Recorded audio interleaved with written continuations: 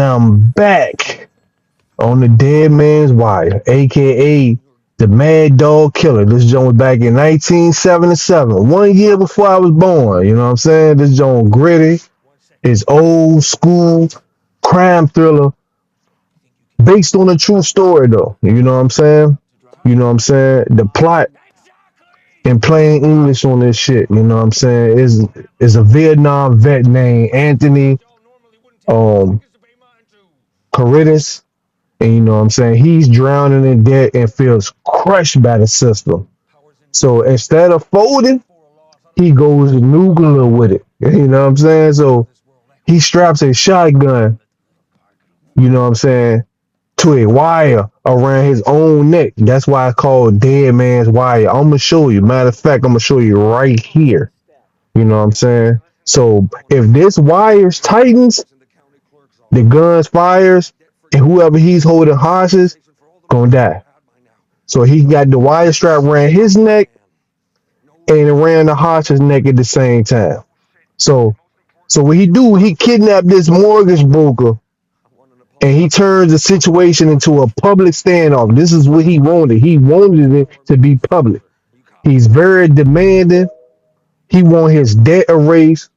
He want a cash payout of 5 million, and he want a fresh start because these motherfuckers got over on him on the land that he was supposed to collect for 3 million and building some stuff.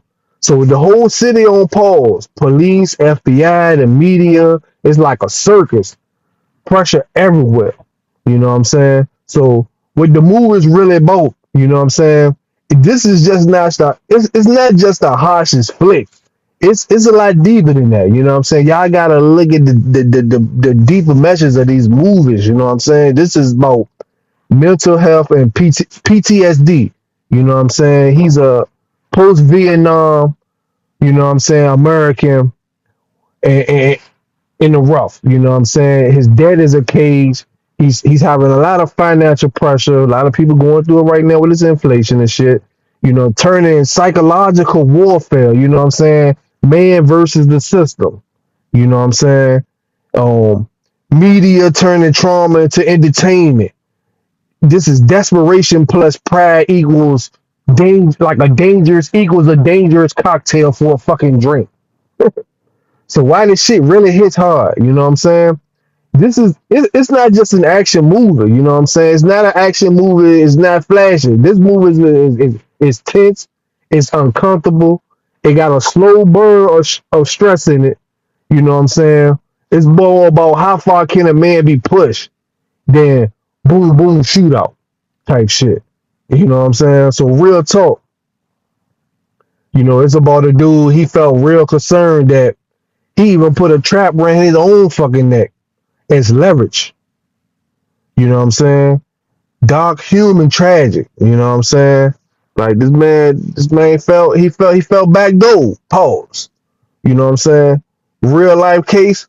How accurate is this movie? You know what I'm saying? And in similar movies to this, like you got like Dog Day Afternoon, Falling Down, etc. You know what I'm saying? But this one is, you know, it's based on a 100% true story. You know what I'm saying? No Hollywood cap. Back in 1977, this shit happened in Indianapolis. You know what I'm saying? A Vietnam vet, like I said, his name was Anthony Couturier, Caritas, some shit, Caritas. I think I'm saying his name right. You know what I'm saying? I don't know. He did this shit for real. You know what I'm saying? He strapped the shotgun to his own fucking neck with a wire trigger. You know, the mortgage broker. You know what I'm saying? He held him for 63 hours. He captured this motherfucker. He went into the mortgage broker's office and got this motherfucker. Walked out, created a whole public scene. Stole the police car, drove back to his apartment where he had everything set up, wires on the windows and everything. So if the sniper was to shoot, the whole fucking apartment would have caught on fire. You know what I'm saying? Demanded his debt to be erased plus cash, like I said. Had his lawyer, his brother, everybody work out a deal with the prosecutor, the FBI, and all that shit so he won't be bothered with. You know what I'm saying? Hold the whole city, cops, FBI, news cameras on lock.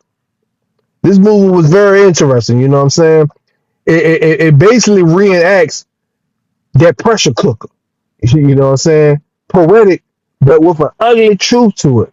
So he came home from war. The war didn't leave him, but that closed in on him though. Pride wouldn't let him beg. So he turned his own life into a collateral. That's not a movie plot. That's the Americas in the 70s.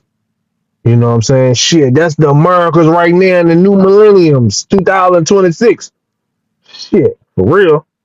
Motherfuckers going through it all this bitch. Gas high, bananas high, eggs high, motherfucking goddamn Welch's fruit snacks high, chicken high, motherfucking 3D print meat high if you eating that bullshit. So yeah. So if you watch Dead Man's Wire, you know what I'm saying, you basically like watching history with a film with a grain filter on it. You know what I'm saying? But here's the real ending though. Versus the movie ending. Hmm. Side by side, no cap.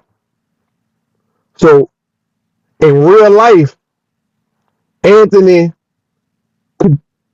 Caritas, Caritas, I think a Caritas, yeah, I think I'm saying Caritas, 1977, 1 year before I came out the motherfucking goddamn portal back to the physical.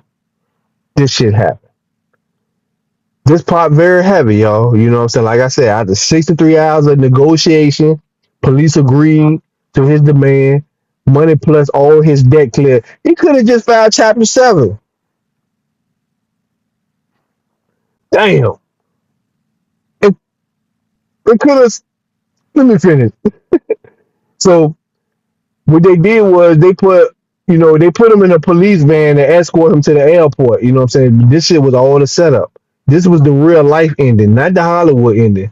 So a cop he hid in the van and then he lunged it on to grab the shotgun. So what happened? The wire tightened, the shotgun fired, but Corridas died instantly. Not no Hollywood shit. There wasn't no trial. Wasn't no fresh start.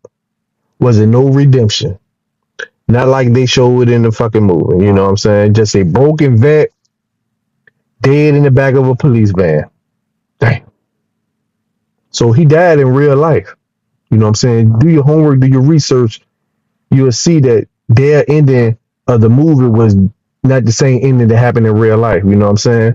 Sister moved on. You know what I'm saying? Just was a cold ending. You know what I'm saying? Basically corporate efficiency, you know what I'm saying? A human cost written off as an incident closed. Basically, they gonna goddamn write it in their motherfucking paperwork at the end of the day on their motherfucking desktops in the station. You know what I'm saying?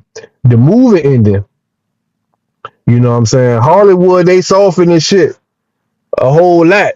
They ain't soften this shit slightly, they soften this shit a whole lot. You know what I'm saying? He got found not guilty because of insanity. And then he was treated to a psych ward for 8 years. You know what I'm saying? Hollywood did that soft ending version. You know what I'm saying? If you do your research, you'll find out the real version. But in real life, you know what I'm saying? He was shot by the police during the final confrontation. You know what I'm saying? He dies, you know what I'm saying, when the device is triggered. Dead man's wire. That's why it's called dead man's wire. You know what I'm saying? It went off during the takedown. You know, it had the same destination like in the movie in real life, but in real life, you know, he doesn't escape, he doesn't rebuild, and he doesn't win. He actually lost in real life. So the movie keeps it from being tragic, but you know, it's like less surgical, you know what I'm saying, than the real life one though. So real message under the surface is like, you know, this story isn't about crime. You know what I'm saying? It's about a man that's crushed by war, debt, and pride. A system that negotiates and then it eliminates the problem. You know what I'm saying? Like they negotiated with him and then they eliminated him. That was fucked up shit. That was he didn't harm anybody. You know, mental health treated like a footnote. You know what I'm saying? Swept up under the rug.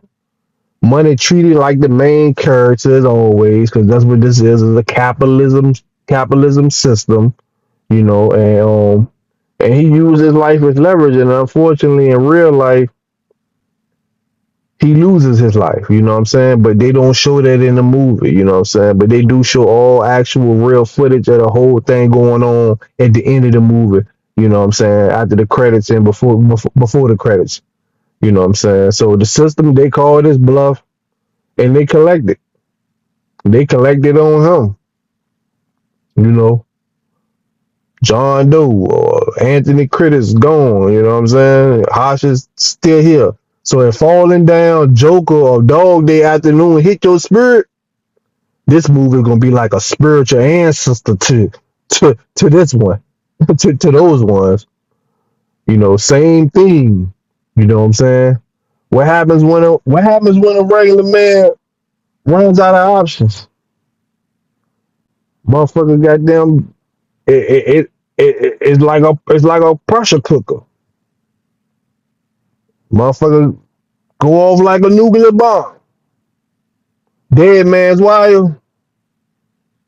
I'm gonna get this joint 5 popcorns. Peace. I'm out. Chill, man. I do.